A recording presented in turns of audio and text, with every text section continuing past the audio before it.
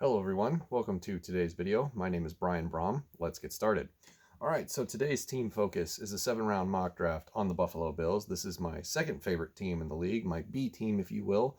I haven't explained why I'm also a fan of the Buffalo Bills in accordance with the Minnesota Vikings. Minnesota Vikings are always number one school. But the Buffalo Bills are my second favorite team, and maybe someday I'll explain why for those of you that don't know. But anyway, let's talk about the Bills. Not a lot of draft picks this year, as you can see by the board, only 7 available. A couple were, some capital was lost in the Stefon Diggs trade, which is probably a good thing if you're a Bills fan. You now have Stefon Diggs, John Brown, and Cole Beasley as your primary targets for Josh Allen. The only thing is that this was the 23rd scoring offense in the league last year. Now, obviously, the Diggs trade indicates that they're trying to correct that. And as I go through the draft here that I did, the simulation anyway, you're going to see that I also tried to improve that offense so that it's not going to be towards the bottom of the barrel for the upcoming season in terms of scoring. All right, so according to the Draft Network, your needs for the Buffalo Bills are edge, corner, running back, wide receiver, defensive tackle, tight end, interior offensive line, linebacker, and offensive tackle. Did I say that twice? I can't remember already. Anyway, moving on. The other note down here I wanted to write that's not really so much draft related, but is, kind of storyline related as we go out through the summer and into the season is the AFC East open for business? You've got the Miami Dolphins that are beginning their rebuild this year with this draft. The New York Jets still have a lot of stuff to figure out, and they're entering a critical third year for Sam Darnold's development. And you have the New England Patriots, who suddenly don't have Tom Brady and a pretty unimpressive roster on offense. So, could this be the year where the Buffalo Bills ascend and take that top position in the division? Just something to think about. All right, so for the Buffalo Bills, I'm going to admit right off the bat, this is not the best draft that I've done. And what I kind of did was I went with, what's his name, the general manager of the Bills, Bean. I went with his philosophy on best player available, no matter the position. And that kind of got me in trouble. So yeah, this didn't go very well, but I'm still kind of, happy with the haul. We'll see what you guys think. Buffalo Bills fans, please don't be upset. I know it's not good. I'm admitting it right now, but it could be fine. Okay, so with no first round pick, we're moving on into the second round at pick 54. Still a lot of great talent available at this pick. So you're going to have, maybe not. Problem is, I didn't really see a quality edge rusher. I mean, still on the board was Curtis Weaver, Julian Aquara, and then after that, not really a whole too much of anything else. So I was like, maybe I'll wait. Plenty of wide receivers to go get.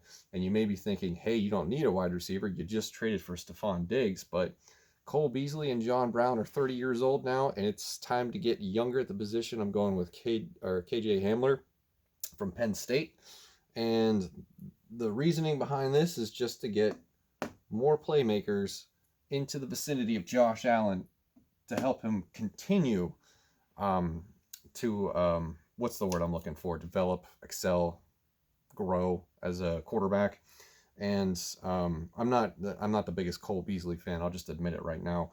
I think that they could definitely do better than him, and I understand that when they signed him as a free agent the prior year, there wasn't a lot to go on in terms of wide receivers that they could get. So that's why I went with KJ Hamler. Impressive athlete, versatile. He'll fit well in that offense, I think. All right, moving on to the round 3, pick 86 slot. I decided to go ahead and tackle the biggest position of need because there was a player that was available that was one of the best on the board at the time, and that was Darrell Taylor, the edge rusher from Tennessee. And with Ed Oliver falling to them last year where they did, I think it was 9th overall, that was pretty much a gift. And with the departures and free agency this year on the defensive line, there are now several holes opening up. They need an influx of talent at that position to open up the things in the middle for Ed Oliver. So I went with Darrell Taylor at that position, and I think that will do nicely. All right, moving on. We have the 4th round, and this is pick 128. And best player available, at least in my mind on the board at the time, that could also fill a position of need was Shane Lemieux, the interior offensive lineman from Oregon. And, we should be definitely thinking about protecting Josh Allen at all times, even though he does like to take off and use his rushing ability to move the ball down the field. And he likes to leapfrog defenders, which he did to Anthony Barr 2 years ago. Don't tell anybody. That's an embarrassing secret. So yeah, there's definitely precedent for this to be a position of need for the Bills. The offensive line needs to do better protecting. I really liked last year's pick. What was the guy they got in the second round? Oh God, the name escapes me real quick. I'll probably remember it later. I think he was the guy from Oklahoma, something Ford. Cody Ford, that's who it was. See, I remember what I'm talking about sometimes. All right, moving on to round 5, pick 167.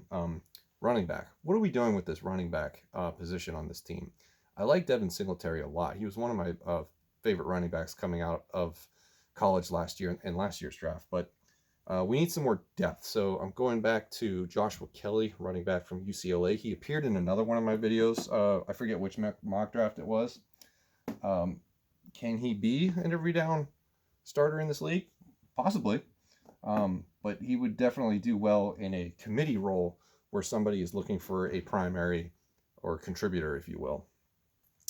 Next, sticking with the best player available theme. I'm not a fan of this pick that I made here, but because, linebacker is not exactly the most pressing need for this team, but it was one on the board, so I went with it. Went Francis Bernard, linebacker from Utah.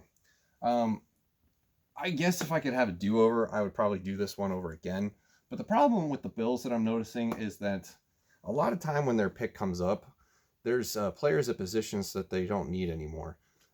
So you have to start scrolling down the list and looking at players that you do have room to fill on the roster, but don't necessarily, the positional value doesn't match. So unless they want to draft a lot of corners, safeties, and wide receivers, they're going to have to start digging and figuring out where they can find some hidden gems and some diamonds in the rough for this draft, because they're in pretty awkward spots throughout this entire process. At least that's my experience. But if I could do that again, maybe I don't pick Francis Bernard. I'm sure somebody in the comments will say he's great, which I'm sure he is. You could always use more linebackers. So, these later rounds are all about depth anyway. Speaking of depth, this was an interesting pick. I didn't realize he was even available this late, but I guess he's really fallen down draft boards, and I went with Jared Pinkney from Vanderbilt, tight end. And do they necessarily need a tight end? Yeah, it's listed, but I don't know how much help I'm giving them by giving them one in the 6th round. But Jared Pinkney's a recognizable name. He has experience, and he's somebody that could definitely be utilized in a versatile role for the Bills and just give another weapon to Josh Allen. It's something to consider. And they could use... I'm just glad that Charles Clay is off of this team, because he was one of the worst tight ends I've ever seen play. What was that, a year or two ago? So Jared Pinkney for the 6th round pick. For 7th round, pick 239. Not much left on the board.